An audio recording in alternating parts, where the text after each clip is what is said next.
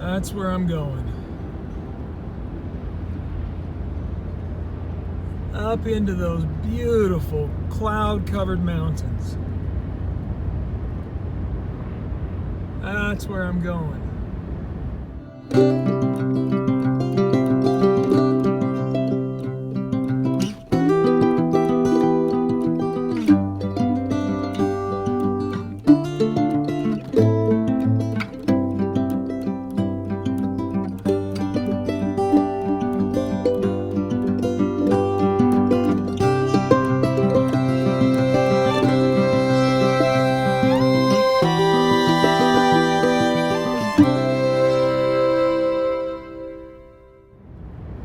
Oh, isn't it gorgeous? I see stuff like this and I just thank God for this beautiful earth, for the beauty that is all around us.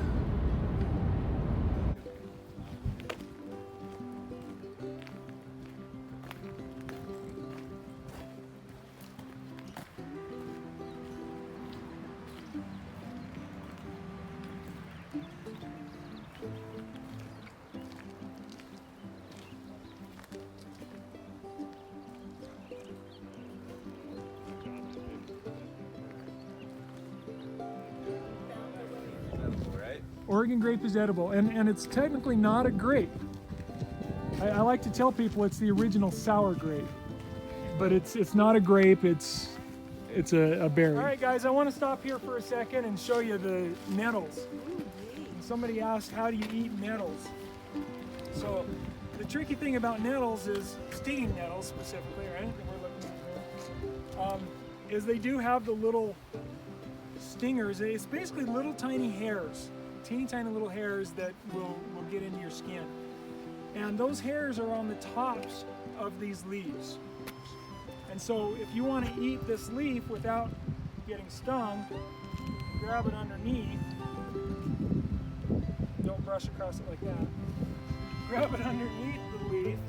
The bottom doesn't have the stingers. And you can pull it off. So that's a safe way to eat nettles if you want to eat them raw. Cook them, just barely blanch them, and those stingers go away as well. Dry them, same thing.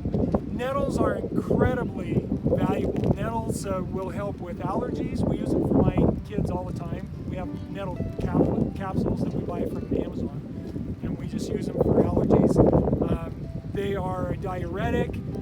They're a cleanser. I mean, they're just a really valuable plant and really good for you. So they're great to throw in as a pot herb and cook them up a little bit, and then to dry and use as allergy prevention and help there. So what's growing in the nettle? Right there, that's hound's tongue. So that's the one we identified up there, except that that'll help your body heal. We used yarrow on our trip up to the mountain when I took people up there.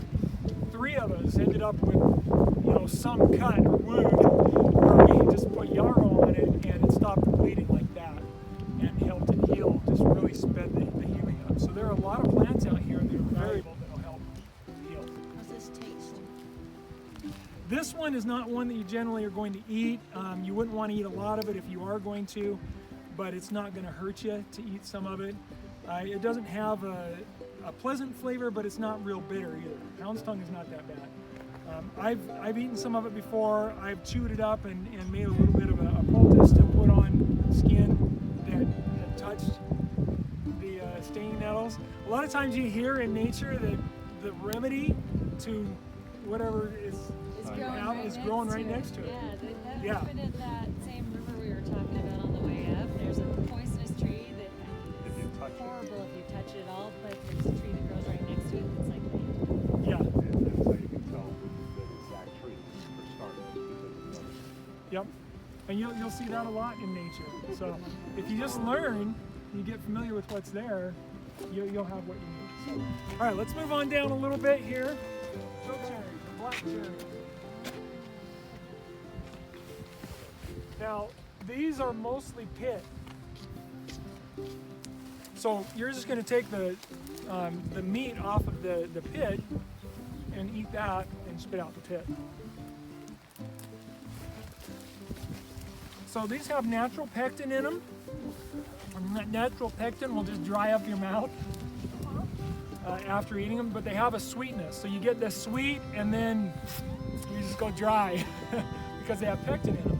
If you want to make syrup or jam or jelly out of, well, a jelly generally, if you want to make a jelly out of choke cherries, then when you're harvesting them, you'll harvest them a little earlier in the year. This is a little late. But when you harvest them, you want to harvest not just the black ones, but harvest some that are red, because those red ones have more pectin in them. And so you mix those in, and you end up with some natural pectin to hold everything together. Fly away. Is this more of the hounds?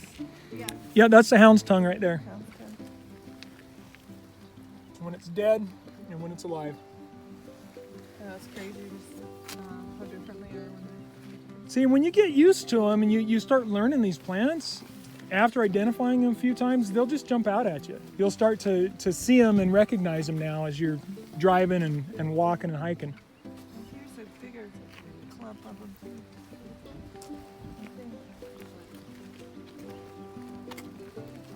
Yep. And look what it's nestled against. Elderberry. This is an elderberry. Now this one is struggling. It's not one that's had any berries this year. It does have some green leaves, so it's still alive, but most of it's dead. Okay. And then yeah, we've got the hound's tongue there, and look at that. We've got some nettles. Actually, nope, those aren't nettles. That looks like a square stem. That's a mint. It's in the mint family, so it might be bee balm or a mint. That is interesting because that is not a traditional mint. Yeah, it's like. And I'm not even sure. Somebody watching this video knows what that is, so put it in the comments. Because I don't recognize that one. But it does have a square stem flower, so it's in the mint family.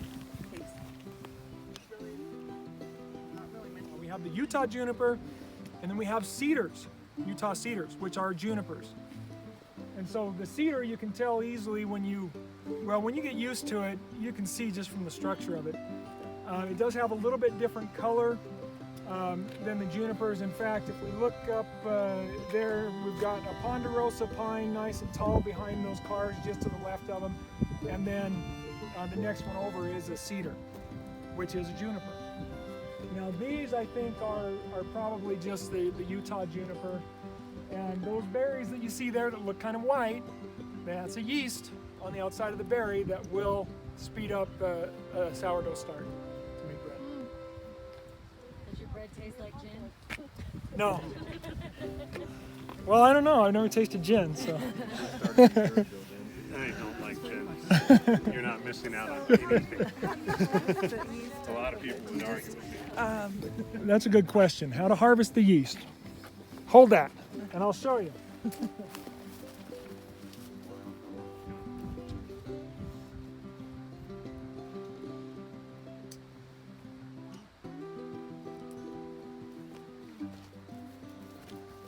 Just like that. So, you look at the berry and wipe that yeast off and look underneath it. That's the actual color of the berry. So these are green. They will get dark when they're ripe. They're not berries you'd want to eat or anything, but they'll have a different color underneath and then that white yeast on the outside. So all we have to do to use that is take this sprig with those berries and put it in the jar with our start. Just stick it in the jar with the water and flour with all of those berries, and then the next day you're going to pull this out. And you can leave it there 2 days if you wanted, but I would just, you don't need it there more than just to get some of that into the mixture. And that speeds up the sourdough so that it'll take off a lot faster. Now, I had faster results from the yeast on the elderberry than I did from the junipers. If it's just the type of yeast, if it's that I had more berries, then than I had with the juniper. The elderberries I used that first time were frozen. They were 2 years old. They'd been in my freezer. So maybe that freezing period did something to activate the yeast. I don't know. But it was amazing how quickly it brought that start to life. But that's all you got to do. Take them off the tree, put them in the jar, wait a day. So it's pretty cool. All right, let's go over. We got another elderberry right here. So now you can kind of get used to the structure. Look at the structure of it.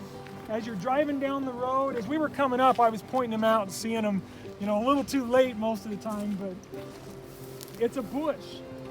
Okay, so there'll be a lot of these sticks. Look at the shapes of the stick. Look at how it kind of folds out like this, and you'll see with the one down there how the berries kind of pull the branches down, and so it'll bend over when it has berries on it. And so it's pretty typical to grow this way. And then all of these little joints that you see from the branching, that's unique to the elderberry. And then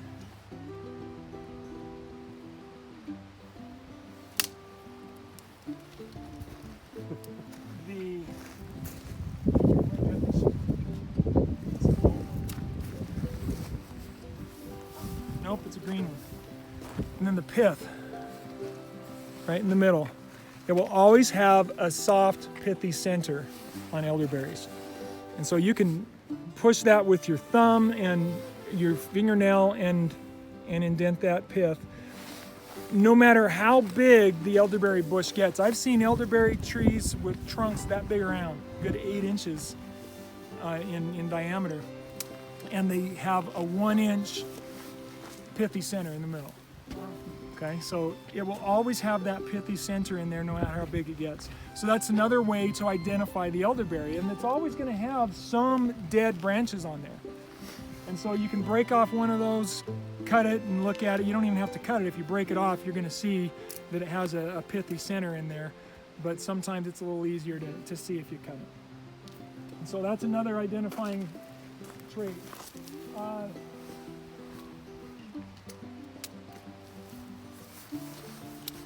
And then this is the leaf. This is not a leaf, this is not a leaf, this is a leaf.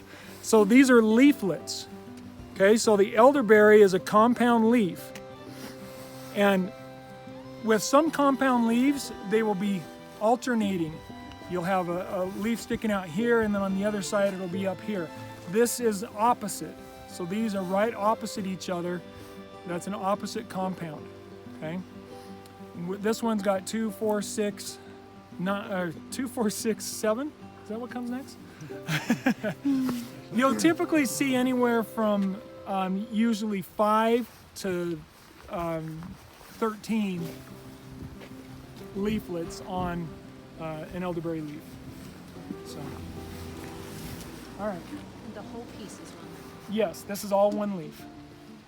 That's all one leaf. And they're always odd numbers, right? And they're always odd numbered with one sticking out at the top, and then couples on the way up. All right. Absolutely. All right, we can stop that now.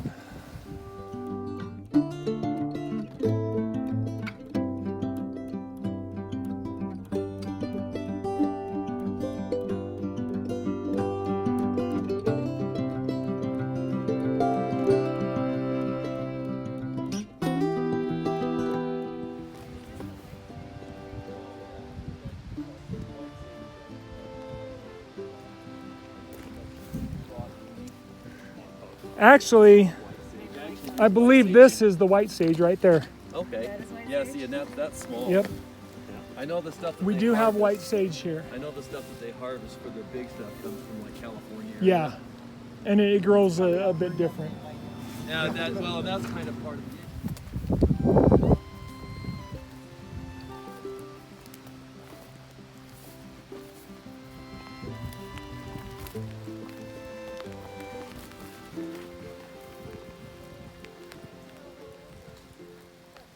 So here's an elderberry that's not doing very good. But right over here,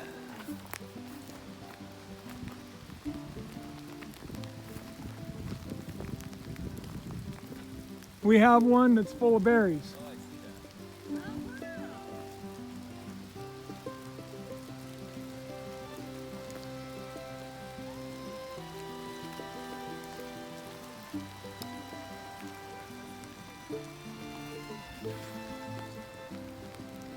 This guy is when you're up in a high wind I'm position. so happy he has that canopy over by the fire. Oh, Starting. There you go. see how fast that took off? I knew you were coming, so I just. So now we just want it to simmer, and we don't want it to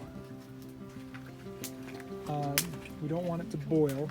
So, but we do want it to steam pretty good and let it simmer. So it's going to take some time, and so we're going to just tell stories and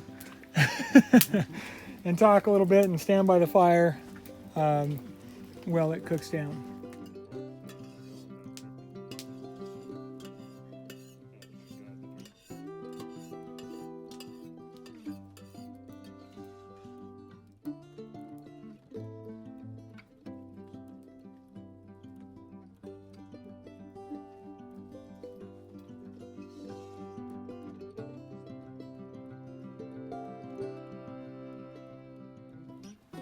Really? It's mostly because it's abrasive. But it's pretty fun to brush your teeth with. Okay, a little spicy. Nice little So yellow just- smile. Yeah, you're like, chocolate or yellow, like, kind of thing. It's like those red pills I used to eat when I was a kid to chew to see if you brush well. That's what flex right All right, here. let's go ahead and pour the other one in now. Yeah, so do you want to pour through? Are you playing already? Okay, Yep. you are. It's going. Take it slow so it don't overlap. Worried about what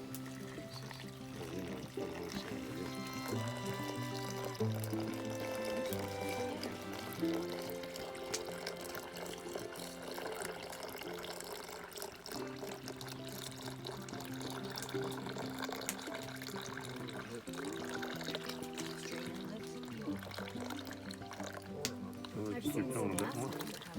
Just wanted to make sure I got all the little pieces. Oh, no. All right, Take it now down I'll from the squeeze stock. that. In for a penny, in for a penny. Nice and hot, right? No, that's fine. All right. Make a really good thick blood. The way that stuff runs out of that bag. A little bit of honey to. What was that movie, Carrie? You're talking about the original one, Oh, right? yeah, Not oh, the yeah. remake.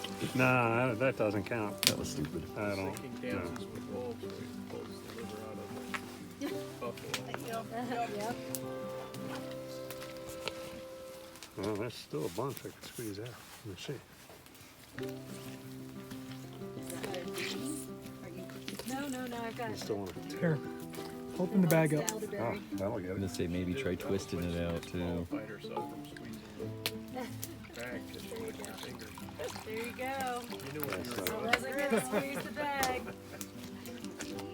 And then, yeah, if you twist it, So, start like this. yeah, I twist down the here. big bag, yeah, twist Twist the down at bottom the part. bottom. And then squeeze, and then twist, and then squeeze. My daughter is going on the top of that.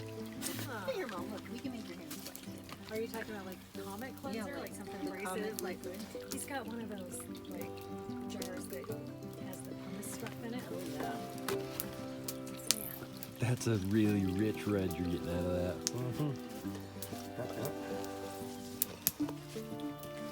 What's the bad way to say it? Artery red? Yeah. Artery red, yeah. Well, you started the day by almost cutting your finger off, so. Yeah. I still got 10. We're not done yet. Thanks for the encouragement. Appreciate that. There's Yeah, plenty of I yarrow got 9 out and a half here. toes. We can heal it.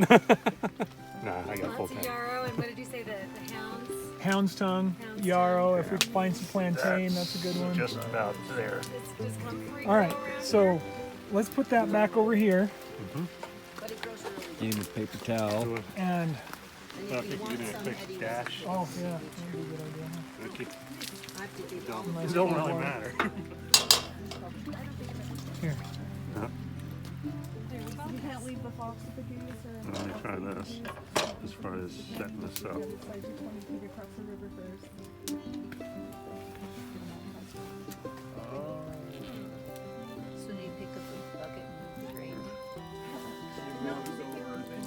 it goes back, and then you pick get up the grain, take it over to the box, then go back. come Yeah, back along and get the yeast. exactly.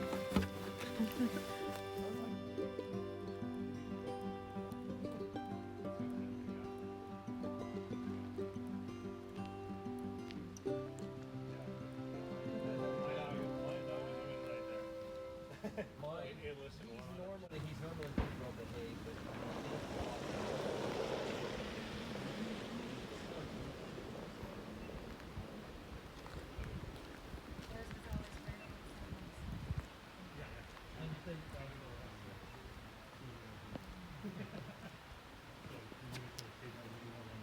Come over here so we don't spill on the good stuff.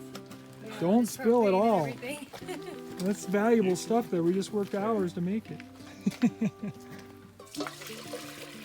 Good. That'll be Nice easy pour. to that pour was out. awesome. All right. All right. I would have spilled it And you everywhere. turned off on both of those? Yeah, Or- we're They going. have, I think. Okay. I would have My spilled that. apron All right. doesn't even have any spots on it. Yeah, Well, we're not done you yet. got a couple of scuff marks from the fire. It smells that's- awesome.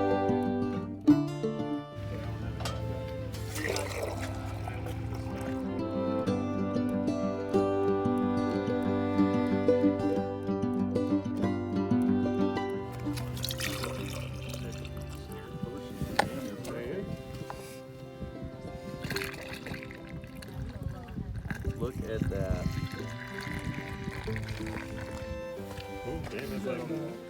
Had a wonderful time learning about the different plants and how they can help me and my family out feeling better naturally. Had a wonderful time cooking down the elderberry outdoors, and Mike was a wonderful, great guide to show us all the natural wonders, or a bunch of the natural wonders here in Utah. So thank you very much, sir, and I would recommend this for anybody who likes to get out there and explore and learn. It's great.